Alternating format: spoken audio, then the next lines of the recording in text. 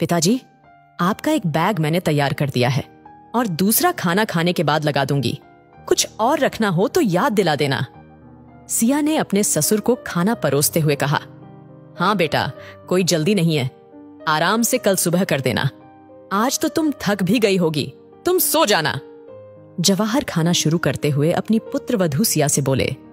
जवाहर 3 साल पहले ही विद्युत विभाग से रिटायर हुए थे। रिटायरमेंट के बाद से ही हर साल अपनी पत्नी के साथ गर्मी के कुछ महीने हरिद्वार में बिताकर आते थे। वहां एक छोटा सा मकान खरीद लिया था, ठहरने की कोई समस्या नहीं थी। जब वह हरिद्वार में रहते तो प्रतिदिन दोनों पति पत्नी आधा किमी पैदल चलते, घाट पर पहुंचकर गंगा स्नान करते और मंदिर में दर्शन करके पैदल ही घर लौट जाते। शाम को कभी कहीं भजन कीर्तन में तो कभी किसी मंदिर की आरती में शामिल हो जाते। जीवन का शेष भाग ईश्वर की उपासना और गंगा मैया के चरणों में समर्पित कर दिया था। जब अपने शहर में रहते तो प्रतिदिन दोनों पति पत्नी पार्क में टहलने निकल जाते और फिर मंदिर दर्शन करके लौटते। शाम को जवाहर जी के 2-4 मित्र इकट्ठे हो जाते तो धर्म और दर्शन की चर्चा होने लगती। बेटा आकाश भी विद्युत विभाग में काम करता था और बहू सिया एक नौकरानी के साथ घर के काम संभाल रही थी। पैसे की कभी कोई कमी नहीं रही, सब कुछ ठीक से चल रहा था। अगले दिन सुबह 10 बजे जवाहर जी को हरिद्वार निकलना था, इसलिए वह खाना खाने के बाद जल्दी ही सोने चले गए। पत्नी भी अपना छोटा मोटा जरूरी सामान इकट्ठा करके दूसरे बैग में रखने लगी। सिया सिया बेटा, देखो मेरा नया वाला चश्मा नहीं मिल रहा। सास ने सिया को आवाज दी। सिया अपने कमरे में किसी से फोन पर बातचीत कर रही थी। आकाश खाना खाकर टहलने निकल गया था। 2-3 बार आवाज लगाने के बाद सिया की सास उसके कमरे की ओर गई। उसका गला भरा हुआ था। फोन सिया के नियर में रहने वाली पड़ोसी लड़की का था। मैं क्या करूं उमा, मैं अपने पास ससुराल में दादी को रख नहीं सकती। सिया फोन पर उमा से अपनी परेशानी साझा कर रही थी। मेरे सास ससुर को पता नहीं कैसा लगेगा। उधर दादी की दयनीय दशा सुनकर मेरा दिल रोने लगता है। मैं क्या करूं, कुछ भी समझ में नहीं आता। सिया की आंखों से आंसू झर रहे थे। सिया की मां सिया के बचपन में ही गुजर गई थी। अब घर में केवल सिया की दादी और पिता ही थे। सिया और सिया से बड़े 2 भाई अनुज और कमल के पालन पोषण की जिम्मेदारी दादी पर आ पड़ी। अपनी धार्मिक विचारधारा पर चलने वाली दादी का रुझान अब बिन मां के बच्चों की ओर बढ़ गया। बड़े लाड प्यार से तीनों की परवरिश की। सिया चूंकि सबसे छोटी थी, अतः दादी उसे अपने पास ही सुलाती थी। सिया नाम भी दादी का दिया हुआ था। जैसे जैसे सब बड़े हो रहे थे, दादी उतना ही कमजोर हो रही थी। अनुज और कमल की शादी हो गई। अब सिया के लिए वर की तलाश शुरू कर दी गई। इसी दौरान सिया के पिता भी दुनिया से विदा हो गए। इस सदमे से दादी टूट ही गई थी। सिया के पिता और जवाहर जी एक दूसरे से परिचित थे। अपने मित्र के देहावसान की सूचना पाकर जवाहर जी शोक संवेदना हेतु सिया के घर गए थे।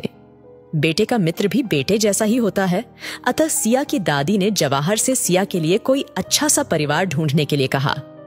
अम्मा, जवाहर जी सिया की दादी से बोले, मैं सिया को अपनी बेटी बनाकर घर ले जाऊं तो मेरा बेटा आकाश भी विद्युत विभाग में काम करता है। अच्छा वेतन और पक्की नौकरी है।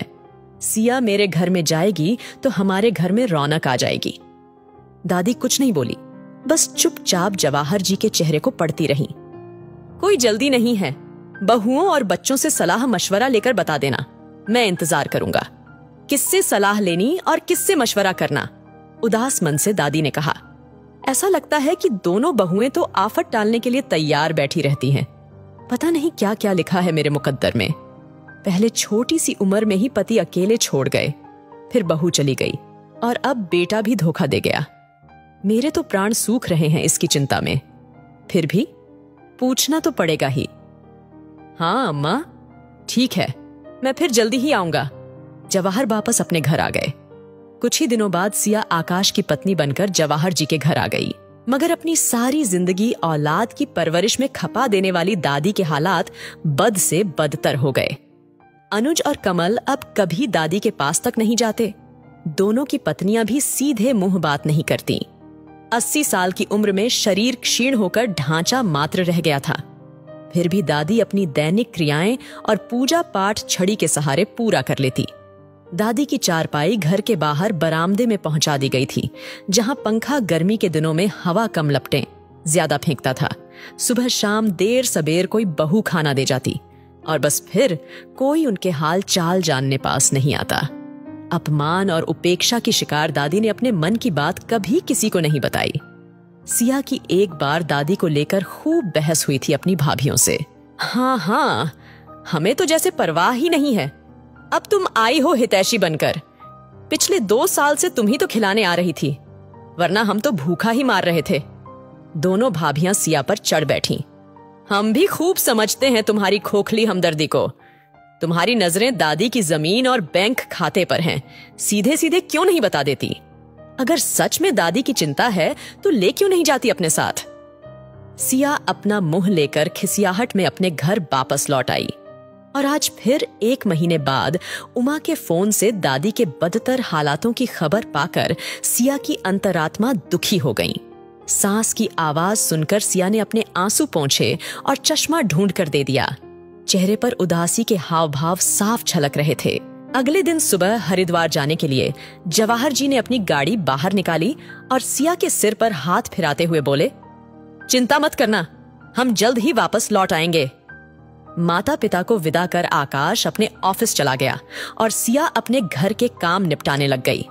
शाम को घर के बाहर गाड़ी का जाना पहचाना सा हारण सुनकर सिया चकित सी हो गई। अपनी गाड़ी जैसी आवाज थी।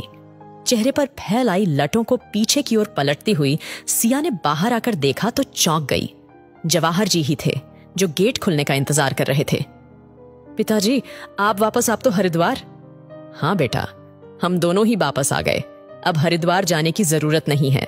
हरिद्वार, ऋषिकेश, काशी, मथुरा, वृंदावन सारे तीर्थ स्थल तुम्हारे घर ले आया हूं। हमेशा के लिए।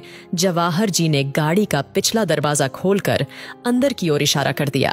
सासू मां के साथ दादी बैठी हुई थी। देखते ही सिया की रुलाई फूट पड़ी। दौड़कर दादी को अपने अंक में भींच लिया। अपने बुजुर्गों को दुखी और दयनीय हालात में छोड़कर हम तीर्थ यात्रा पर जाएं तो? सास ने सिया को ढाढ़स बंधाते हुए कहा, तो कैसी तीर्थ यात्रा और कैसा पुण्य धर्म और कैसा गंगा स्नान। अब हमारा घर ही हमारा तीर्थ स्थल है सिया। जवाहर जी ने गाड़ी से बैग उतारते हुए कहा, और इस तीर्थ स्थल को पवित्र बनाए रखना तुम्हारी जिम्मेदारी। खुशी के अतिरेक में सिया के मुख से शब्द गायब हो गए। देवी देवता मंदिरों में नहीं, घरों में ही रहते होंगे। दादी ने अपनी टूटी फूटी आवाज में सिया से कहा और सिया का सहारा लेकर घर में प्रवेश कर गई।